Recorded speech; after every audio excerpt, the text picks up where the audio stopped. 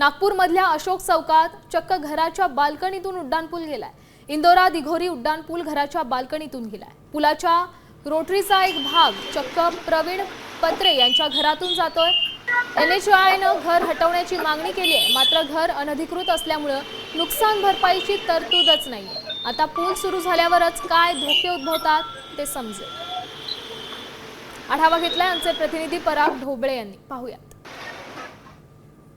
अतिक्रमण करण्याचा फटका फक्त खालच्या मजल्यावरच नाही तर वरच्या मजल्यावर केल्यावर कशा पद्धतीने बसतो याचं उदाहरण जे नागपुरात पाहायला मिळतं आहे। मी सध्या आहे नागपुरातील अशोक चौकामध्ये। खरं तर या ठिकाणी उड्डाणपुलाचं जे काम आहे ते सुरू आहे। त्यासाठी एक अशोक चौक जो होता मोठ्या प्रमाणात वाहतूक कोंडी या भागात होती, त्यामुळे एक राऊंड बनवण्यात आले जेणेकरून वाहतूक कोंडी सुटेल आणि चारही बाजूने जे आहे नागपूर शहरातील इतर भागामध्ये जाण्यासाठी सोयीस्कर होईल। मात्र हा जो आहे उड्डाणपूल बांधत असताना नागपुरातील प्रवीण पात्रे नामक व्यक्तीचं घरावर खरं तर अतिक्रमण केलेलं होतं आणि त्या अतिक्रमणाचा फटका कशा पद्धतीने बसला आपल्याला पाहायला मिळतो आहे।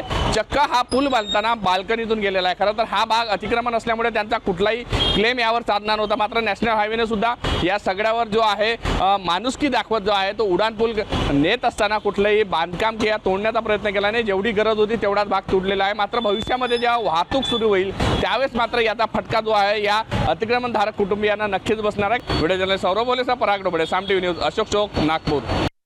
आता isakal.com आहे देशातील नंबर 1 ची मराठी न्यूज वेबसाईट। प्रत्येक अपडेटसाठी isakal.com ला नक्की भेट द्या।